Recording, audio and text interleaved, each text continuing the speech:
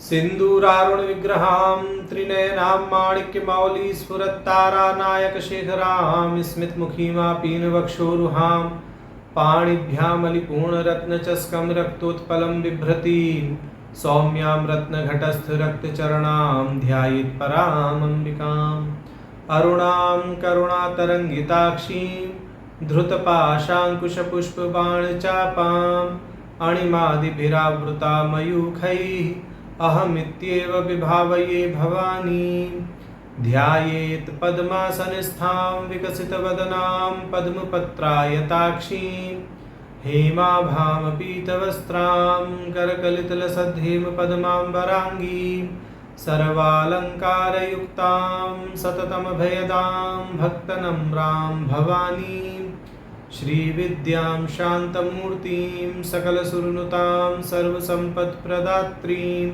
नारायणी नमोस्तुते। ललिता सहस्रनाम सौभाग्य भास्कर भाष्य की श्रृंखला में हम भगवती के 595 नाम तक का भाष्य देख चुके थे। अब क्रमशः हमें 23वां परिभाषा श्लोक प्राप्त है। पहले यह 23वां परिभाषा श्लोक करते हैं, तदंतर 596 से 600 इन 5 नामों का भाष्य देखेंगे।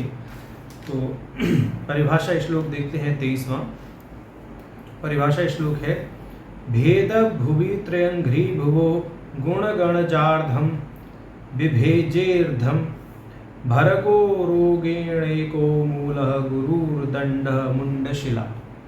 सांकेतिक होते हैं परिभाषा श्लोक। तो इस परिभाषा श्लोक में भास्कर राय जी 35 नामों का विभाग कर रहे हैं। 596 से 630 इन 35 नामों का विभाग किया है रवि प्रख्या से त्रयक्षरी इन नामों का। तो अब हम आगे के 5 नामों को देखते हैं। पहले पाठ कर लेते हैं 596 से 600वें नाम का। पाठ है रवि प्रख्या त्रिकोणांतर दीपिका दाक्षायणी दैत्यहंत्री दक्ष यज्ञ विनाशिनी। ये 5 नाम अब हमें प्राप्त है। तो 596वां नाम है रवि प्रख्या। इसका संबंध जो हमने पूर्व नाम किया था हृदयस्था उससे है। हमने पहले भी बताया था कि ये जो क्रमशः 7 नाम है शिरः स्थिता चंद्र निभा भालस्था इंद्र धनुष प्रभा हृदयस्था रवि प्रख्या त्रिकोणांतर दीपिका, इन 7 नामों का क्रमशः सहस्रार, ललाट, अनाहत चक्र और मूलाधार चक्र इनसे संबंध है। तो जिसमें से हमने हृदयस्था तक देख लिया था। हृदयस्था मतलब हृदय में स्थित है जो हृदय अनाहत चक्र में, और इस अनाहत चक्र में भगवती के द्वितीय कूट मंत्र का जो मध्य कूट है उसकी स्थिति है। यह जो अनाहत चक्र है इसमें सूर्य मंडल का या सूर्य का निवास है, ऐसा माना जाता है तंत्र शास्त्र में। तो जो दूसरा कूट है भगवती के मंत्र का मध्य कूट, वह मध्य कूट इस अनाहत चक्र में सूर्य मंडल के समान दैदीप्यमान है। इस दृष्टि से भगवती का नाम रवि प्रख्या कहा गया है। तो वही चीज़ यहाँ भाष्यकार जी अब भाष्य में कहेंगे। भाष्यकार जी कहते हैं हृदये तावत सूर्यमंडलम अस्ति तश्च विद्या द्वितीय कूटम इति आशयेन आहा रवि प्रख्या, कि हृदय में सूर्यमंडल स्थित है और वहीं जो श्री विद्या है पंचदशी मंत्र है उसका द्वितीय कूट भी स्थित है। इस आशय से भगवती को रवि प्रख्या कहा गया है, क्योंकि वहाँ भगवती का जो द्वितीय कूट है मंत्र का वह सूर्य के समान चमक रहा है, ऐसा प्रकाशित हो रहा है। अब आगे कह रहे हैं निभ प्रख्य शब्दौ सादृश्य परावपीह तृतीय द्वितीय कूटयोः तद अभेदात अभेद परौ, कि जो पहले चंद्र निभा शब्द कहा उसमें निभा पद आया, रवि प्रख्या में प्रख्या शब्द आया।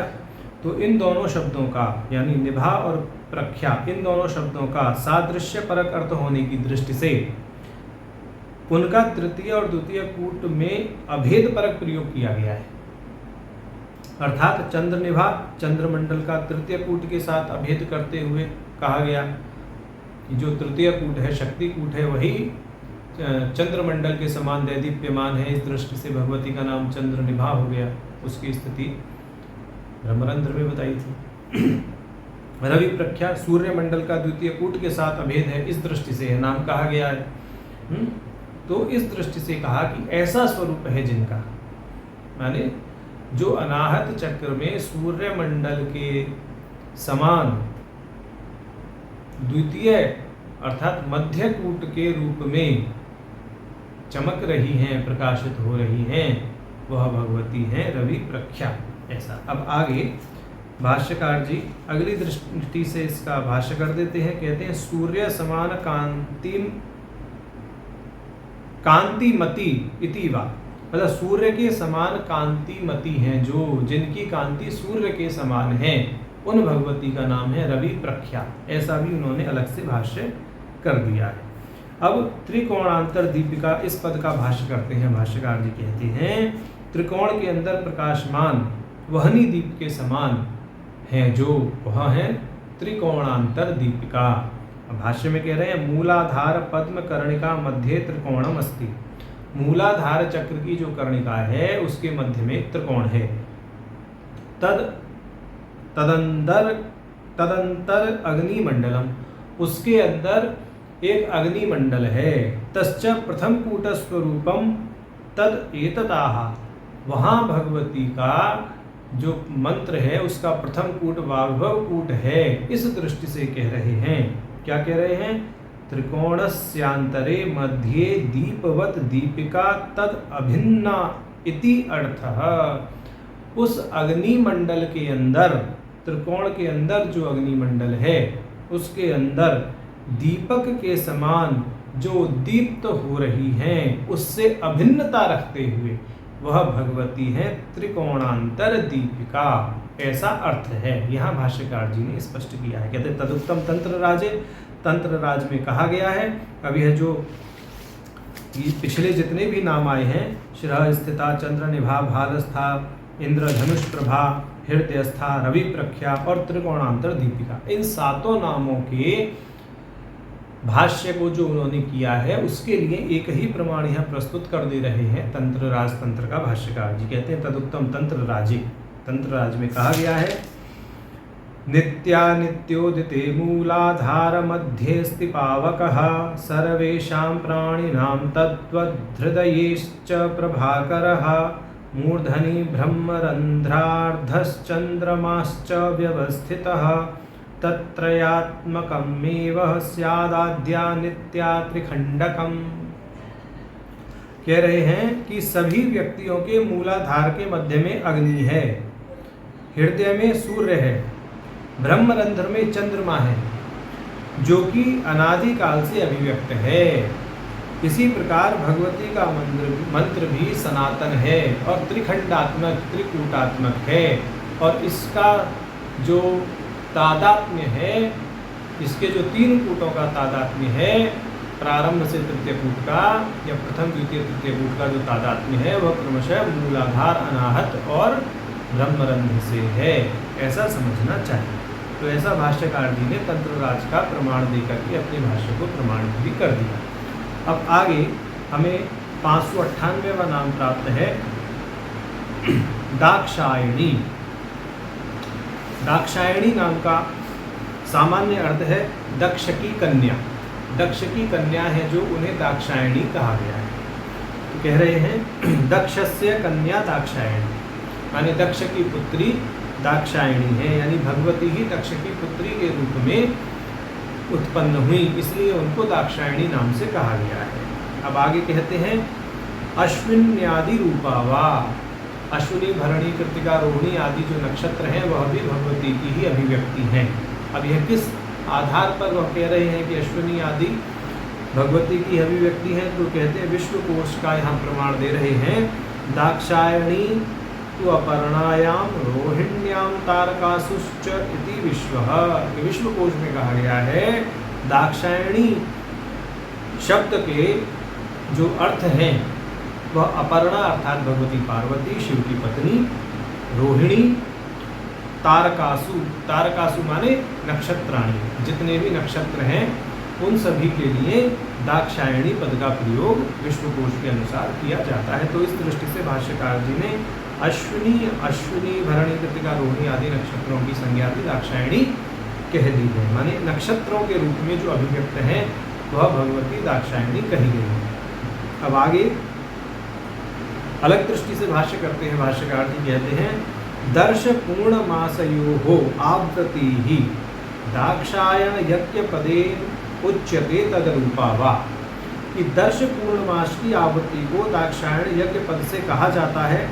दर्श पूर्णमास की आवृत्ति ही स्वरूप है जिनका, वह भगवती है दाक्षायणी। तो इस दृष्टि से भाष्यकार जी ने दाक्षायणी नाम का भाष्य प्रस्तुत किया है। अब हमें 599वां नाम प्राप्त है दैत्यहंत्री, दैत्यों का हनन करने वाली। किस प्रकार के दैत्यों का हनन करने वाली? तो भाष्यकार जी कहते हैं दैत्यानाम भंडासुरादीनाम हंत्री, भंडासुरादि दैत्यों का वध करने वाली भगवती को दैत्यहंत्री नाम से कहा गया है। ऐसा। अब आगे 600वां नाम हमको प्राप्त है दक्ष यज्ञ विनाशिनी। तो दक्ष द्वारा अहंकार पूर्वक जो यज्ञ किया गया, उस यज्ञ के विनाश का निमित्त बनने के कारण भगवती को दक्ष यज्ञ विनाशिनी कहा गया है। अब भाष्यकार जी इस पर भाष्य करते हैं, कहते हैं दक्षौ द्विविधा, दो दक्ष हुए। कौन कौन से? एक प्रजापतित्वेन प्रसिद्ध, एक तो दक्ष प्रजापति के रूप में प्रसिद्ध है। अन्यों, और जो दूसरे हैं मानुषो राजा तस्यैव अवतार विशेषः, एक राजा हुए मनुष्य के रूप में वह दक्ष प्रजापति का ही अवतार थे। तो इस प्रकार से दो दक्ष हुए, एक तो एक प्रजापति दक्ष और एक उनके अवतार जो एक मानुष राजा के रूप में हुए। कहते उभयोरपि यज्ञम विनाशयितुं शीलमस्याः ताच्छील्येणि। अच्छा, कह रहे इन दोनों ने ही यज्ञ किया और इन दोनों के ही यज्ञ को भगवान शिव ने ध्वस्त किया। और इन दोनों के ही यज्ञ में जो भगवान शिव ने जो अपनी लीला रची, माने जो यज्ञों को ध्वस्त किया, उसका निमित्त भगवती ही बनी। आगे स्पष्ट करते हैं शिवकृते भी यज्ञ नाशो, शिव ने ही इनका नाश किया यज्ञ के, मतलब भगवान शिव ने इन दोनों के द्वारा हो रहे यज्ञ का नाश किया।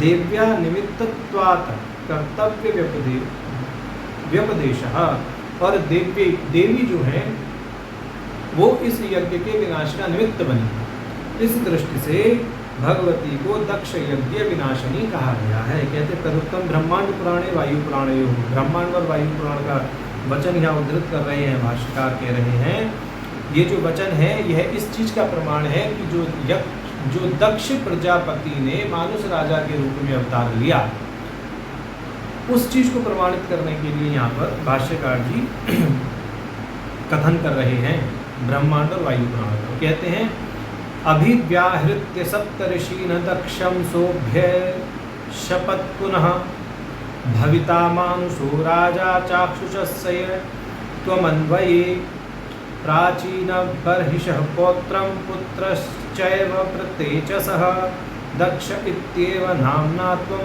मारिषायां जनिष्यसि कन्यायां शाखिनां चैव प्राप्ते वै चाक्षुषान्तरे अहं तत्रापि ते यज्ञं हन्मि देव्या प्रियस्यसा। यहाँ पे कह दिया है भगवान शिव ने कि सप्त ऋषियों से परामर्श करने के बाद ही उन्होंने दक्ष प्रजापति को यह कहते हुए श्राप दिया, भगवान शिव श्राप दे रहे हैं कि चाक्षुष चक्र में तुम एक साधारण मनुष्य होकर राजा बनोगे और तुम्हारा जन्म एक मारीश जाति की स्त्री से होगा। तुम प्रचेता के पुत्र होगे, पुत्रश्चैव प्रतीशः प्राचीन बर्हिषः पौत्रः, तुम प्रचेता के पुत्र होगे तथा प्राचीन बर्हिष के पौत्र के नाम से दक्ष रूप में प्रख्यात होगे। अब आगे कह रहे हैं अहम तत्रापि ते यज्ञं हन्मि देव्या प्रियेप्सया, मैं देवी को प्रसन्न करने के लिए तुम्हारे यज्ञ का नाश करूंगा।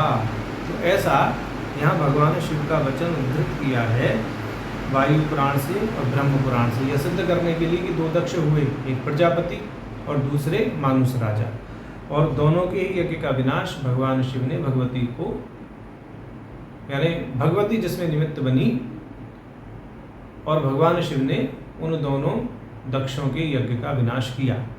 तो भगवती के यज्ञ विनाश में निमित्त बनने के कारण भगवती का नाम दक्ष यज्ञ विनाशिनी कहा गया है। तो आज हमने 23वां परिभाषा श्लोक और 596 से 600वें नाम तक का भाष्य देखा। इसी के साथ आज हमारा ये जो छठा शतक है यह भी पूर्ण हो जाता है। तो छठा शतक जो कि सप्तमी हमारी सुषुम्ना नामक कला है वह भी पूर्ण होती है। तो इति भास्कर रायेण कृते सौभाग्य भास्करे षष्ठेन शतकेनाभूत सुषुम्ना सप्तमी कला इति श्री सौभाग्य भास्कराभिख्ये ललिता सहस्रनाम भाष्ये षष्ठ शतकम नाम सप्तमी कला। नारायण।